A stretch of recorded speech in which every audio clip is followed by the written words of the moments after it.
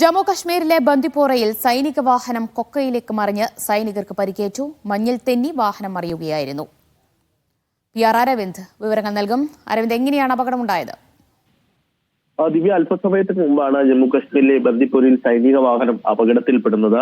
കനത്ത മഞ്ഞ് വീഴ്ചയാണ് ബന്ദിപ്പൂരിൽ ഉള്ളത്. അതുകൊണ്ട് തന്നെ ഈ മഞ്ഞിലൂടെ സഞ്ചരിക്കുകയും മഞ്ഞിൽ തെന്നിയാണ് 50 അടി താഴ്ചയുള്ള കൊക്കയിലേക്ക് സൈനിക വാഹനം മറിഞ്ഞിരിക്കുന്നത്. 2 സൈനികർക്ക് പരിക്കേറ്റെന്നുള്ള സ്ഥിരീകരിക്കാത്ത വിവരങ്ങൾ പുറത്തു വരുന്നുണ്ട്. എന്തായാലും മേഖലയിൽ ശക്തമായ രക്ഷാപ്രവർത്തനം ഇപ്പോൾ സൈന്യത്തിന്റെ ഭാഗത്തുനിന്നും അതുപോലെ തന്നെ പ്രദേശവാസികളുടെ ഭാഗത്തുനിന്നും നടക്കുകയാണ്. എന്തായാലും രക്ഷാപ്രവർത്തനം ഉൾപ്പെടെ നടത്തിയ ശേഷം പരിക്കേറ്റ സൈനികരെ അടുത്ത സമീപത്തെ ആശുപത്രിയിലേക്ക് മാറ്റിയെന്നും വൃത്തങ്ങൾ വ്യക്തമാക്കുന്നുണ്ട്. ബന്ദിപ്പോരിൽ നിന്ന് ഗുരേസിലേക്ക് പോവുകയായിരുന്ന സൈന്യത്തിന്റെ വാഹനമാണ് അപകടത്തിൽപ്പെട്ടത്. എന്തായാലും അപകടത്തിൽ ഒരു അന്വേഷണം ആരംഭിച്ചിട്ടുണ്ടെന്നും സൈന്യം വ്യക്തമാക്കി.